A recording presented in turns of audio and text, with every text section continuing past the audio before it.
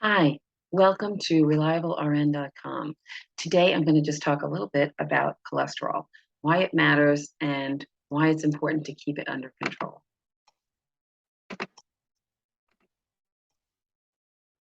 So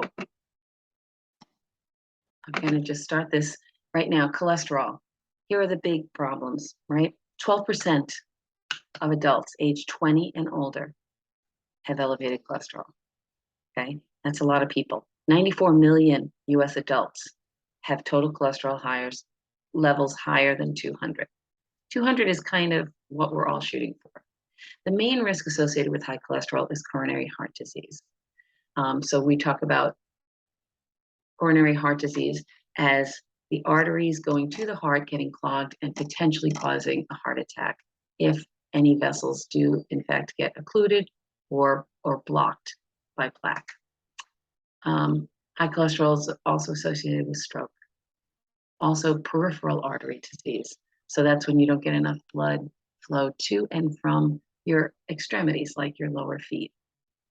Type 2 diabetes is actually linked to high cholesterol, and so is high blood pressure, in part because as the plaque becomes thicker in your arteries, it takes a lot more pressure, a lot more force from the heart to try to get your blood everywhere it needs to go. So calculating total cholesterol, it's not actually a mystery game. It's a pretty easy formula. So LDL, low density lipoproteins, HDL, high density lipoproteins, and triglycerides. Triglycerides are actually a type of fat that's present in the blood, actually circulating in your system. The calculation is LDLs, which are not good for you, plus HDLs, which are good for you. And then you take 1/5 of your triglycerides, right? And so there's on the left-hand side, an easy calculation, and that gets you to 200.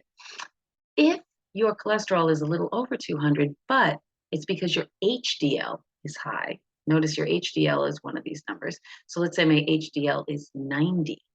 Then my cholesterol would look like it was 220. But no doctors would be worried about that because it's the HDL that's driving the high number. HDL, high density lipoproteins, are good for us. Not anything we worry about. However, LDLs and triglycerides are not good for us, and we do worry about them. Okay, cholesterol itself, it's a waxy substance found in your blood, and it's similar to plaque buildup on your teeth, that kind of white stuff that your dentist or your hygienist is trying to clean off your teeth at your dental appointments. However, we can't clean it out of the arteries as easily. We can do there are some techniques to try, but that's really taking care of the problem after it exists. We'd like you to try to think about taking care of the problem before it exists. Let's not get the plaque, right? So if you look on the right-hand side, that's an artery with normal pressure and an artery wall that's nice and cylindrical, no issues. But as it starts to get built up, notice that it changes its shape. It's no longer a perfect circle. And the same is on the bottom when you look at plaque.